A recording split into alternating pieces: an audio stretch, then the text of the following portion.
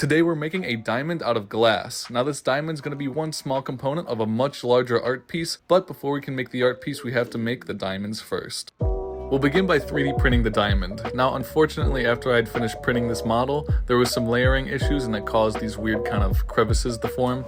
So we're going to have to take it over to the belt sander. We're going to belt sand all the faces and the sides of the model, and this gets rid of most of the cracks in the piece, but we still have some residual ones left. So instead of trying to sand them all away, we're just going to use some packing tape and we're going to cover the entire model with the tape. Once the model has been completely covered with the tape, we can start applying our mold material. Now I'm using this stuff called Mold Mix 6. I really like it, I've been having a lot of fun with it, and we'll see how it works with this project. For this model, we only need a few scoops of the material, and once we have enough laid out, we can then use a paintbrush to apply the first layer onto the model. After we're done applying the first layer, we can then use a hairdryer to speed up the drying process. Once that's done, we can then apply the next layer.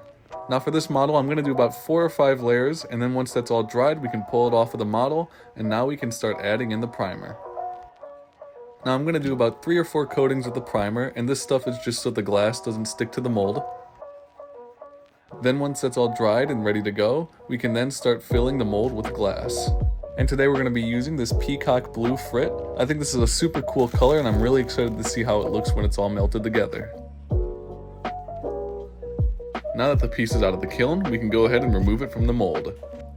Unfortunately, a little bit of the mold stuck to the glass, but that's no big deal, we can always repair the mold later. So now we're going to grind down the diamond, getting it to the shape that we want. So here's what the final shape of the diamond's going to look like. Now we just have to use a couple different pads to get it up to a high grit, and then we'll bring it over to the polishing wheel to give it its final polish. And now all we have left to do is polish the diamond. So I'm going to polish the face, sides, and back of the diamond until we have our finished piece. Now I'm really happy with the results of this piece. There's a little bit of air bubbles on the surface, but I don't think that's a big deal. And now all we have to do is make a bunch more of these so we can move on to our much larger art project. If you want to see the type of art piece that we make with these diamonds, be sure to hit that subscribe button so you stay up to date with all the videos I produce. Be sure to hit that like button if you enjoyed the video, and as always my friends, thanks for your time.